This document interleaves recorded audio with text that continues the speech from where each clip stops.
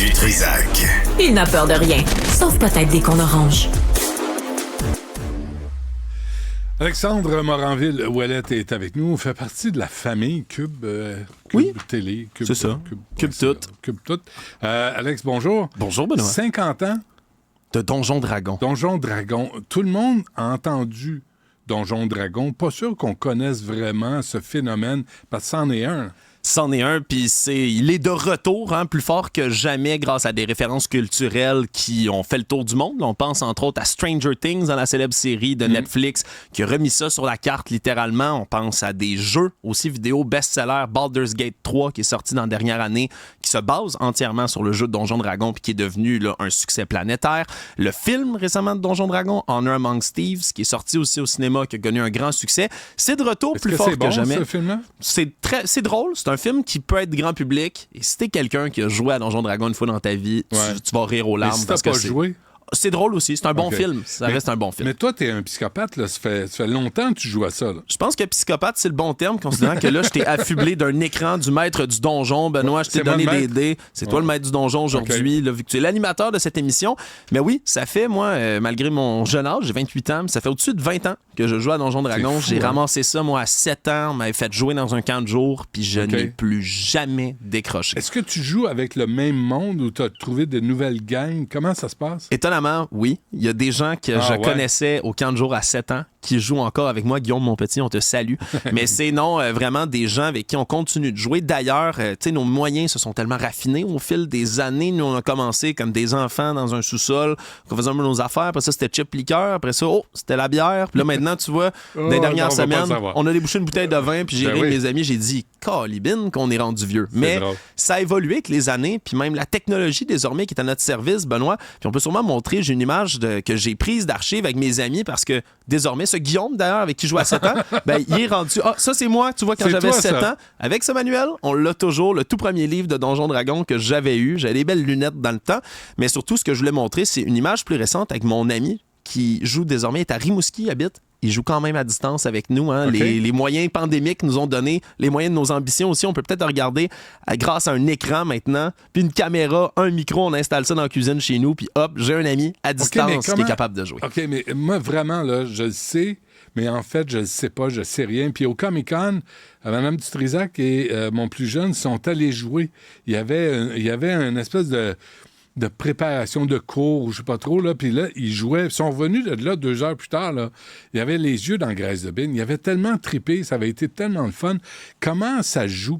Moi, j'ai aucune idée comment ça joue. Ouais, puis je te fais un petit résumé, quand on dit 50 ans, ça a été créé en 74, le jeu de Donjon Dragon, ça a évolué au fil des années, au fil des éditions, ça a changé de main une couple de fois, mais essentiellement, le jeu qui est parti au départ, vraiment comme un jeu de stratégie dans lequel là, j'ai amené toutes sortes, évidemment, de matériel, des figurines, tu bouges, tu roules des dés, tu fais des attaques, tu fais toutes sortes de choses. Mais toi, t'es une figurine?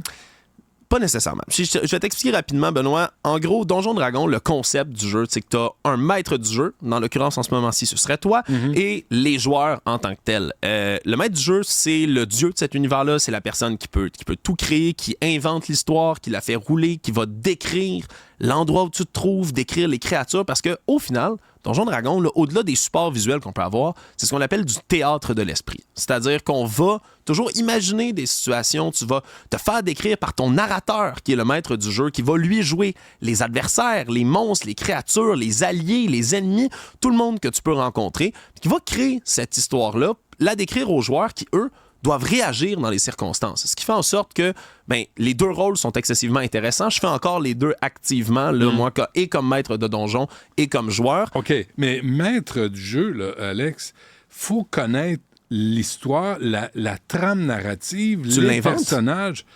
Mais tu l'inventes, il faut que ça soit cohérent, que ça ait de l'allure, non? Désormais, il y a des livres préfaits, des manuels comme ceux-là que j'ai ici, qui vont te guider, qui a déjà des aventures déjà écrites. Si tu veux toi-même t'inspirer de tout ça, utiliser ce matériel-là.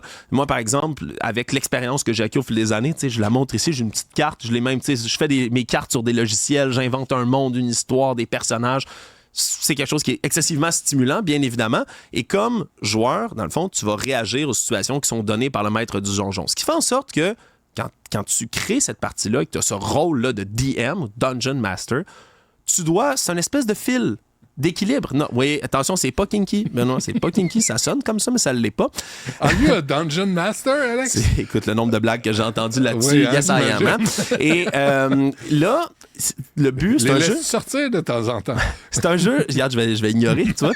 C'est un jeu d'équilibriste qui est assez périlleux, merci, parce que ton but, c'est de créer une aventure qui va être à la fois un défi pour tes joueurs, mais toi, tu aurais le pouvoir de mettre une créature épouvantable sur la table et tuer tout le monde en 5 secondes si ça te tente.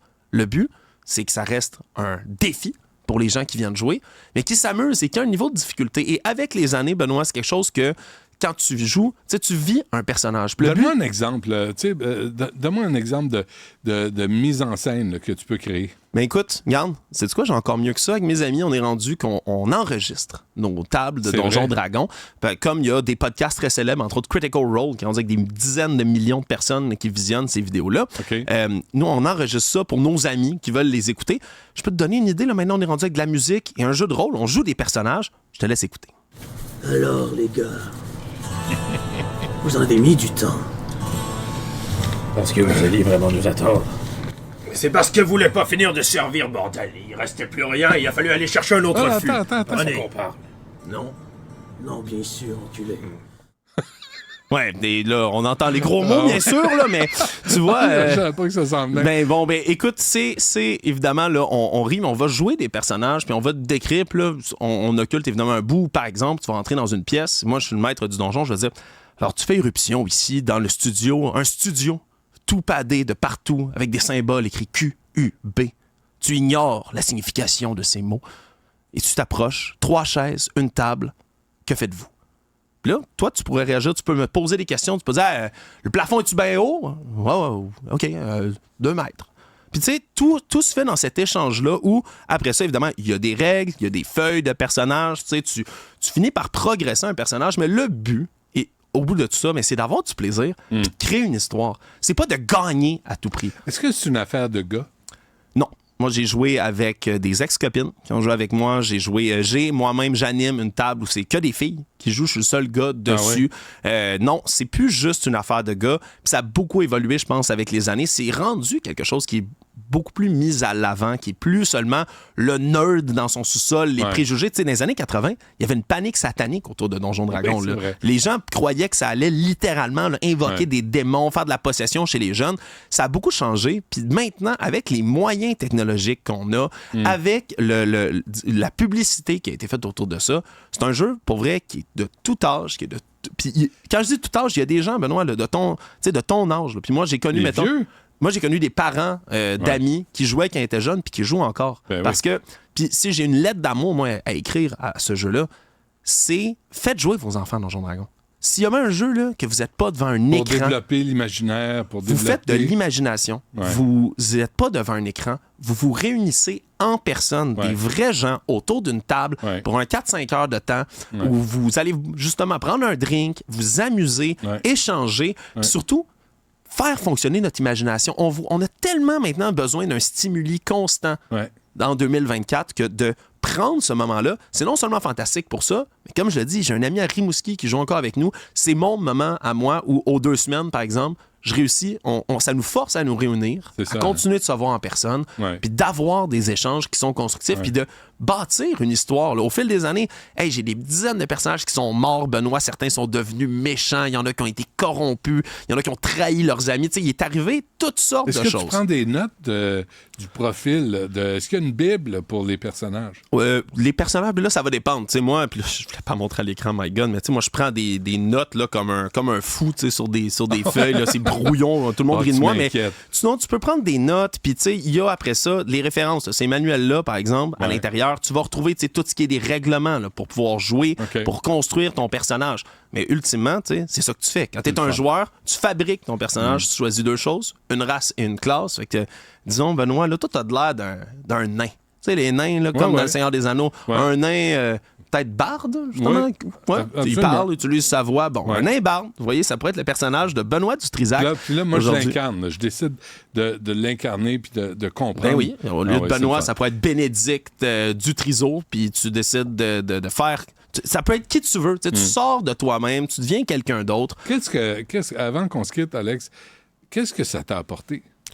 Honnêtement, moi, ça m'a appris à écrire. j'ai écrit mes premières... après à écrire, on se comprend pas à écrire, mais à écrire des textes. Ouais. Moi, c'est quelque chose que je faisais. J'écrivais mes quêtes de Donjon Dragon, j'avais 10 ans. J'écrivais mes premières quêtes parce que je lisais mes manuels comme un fou. Ça m'a fait lire. Moi, c'était des livres là, que j'avais. Celui-là, là, puis je vais le montrer l'autre, là, il y a du duct tape dessus. Il est usé à la corde parce que je les ai lus comme un fou. Ça m'a fait lire, ça m'a fait écrire. Ça a développé des capacités par la suite. Là, le dernier qui dit « oui, son bordel ». Tantôt qu'on a entendu. Ça, c'est moi qui ai appris à faire du théâtre un peu au fil de tout ça. Après ça, j'ai fait du théâtre. Après ça, j'ai fini par faire de l'impro puis d'autres choses. Mais moi, ça a été comme un éveil, justement, à m'extrovertir au travers de tout ça. Ça m'a créé des amitiés qui sont cimentées depuis toujours. C'est, pour moi, un moyen de connexion extraordinaire. Quelque chose qui nous sort, encore une fois, des écrans puis de nos hobbies tout le temps sur les écrans. Puis 50 ans plus tard, je pense que c'est un moment génialissime pour être capable d'embarquer dans Donjon Dragon, d'essayer le jeu. Puis il y a des magasins de ça partout à Montréal. Il y a des gens qui sont enthousiastes de faire commencer des nouvelles personnes. Moi, j'ai initié des amis des dernières années qui n'avaient jamais joué puis qui riaient un peu, puis finalement sont tombés complètement accros. Ça coûte pas une fortune là, de s'équiper puis partir le jeu. En fait, c'est que le jeu, tu peux partir à partir de rien. Tu peux trouver la base des règlements tout sur Internet, si ça te tente, tu t'imprimes ça, puis tu y vas. Tu sais, là, évidemment, moi, j'ai dépensé de l'argent au fil des années, mais c'est vraiment quelque chose qui se fait au moyen de chaque personne. Vous investissez comme vous voulez. C'est pas tout le monde qui est obligé de faire du théâtre aussi, comme on en fait. Tu peux être plus réservé, tu peux juste rouler des dés, tu peux aimer te battre contre des monstres. Il y en a pour tous les goûts, je crois. Puis 50 ans... Oh! OK. Un 16, Benoît, bien joué. Fait que ça donne... c'est correct. Je sais pas ce que ça expliquer, donne. Oui. Ah oui, hein? Okay. Peut-être pas. Tu roules dépendamment de ce que tu veux faire, par exemple. Mais là, je suis dans le cube, là, puis là, j'ai un animateur qui rentre, je me cache derrière la porte et je lui saute dans le dos. Tu essaierais de faire un jet de discrétion à ce moment-là, tu vois, pour te cacher, et ensuite un jet pour l'attaquer. Puis là, tu additionnerais, par exemple, ta caractéristique de dextérité pour te cacher. Par exemple, avec un 16, ça le fait, Benoît. Parfait. Tu vas pouvoir embusquer Richard, ça va être le fun. T'as lu dans mes pensées. Alex, merci pour les 50 ans de Donjons et Dragons. Allez jouer à ça, t'as raison. Allez-y, fermez les écrans puis allez jouer en famille ou en amis. Merci, Alex. Salut.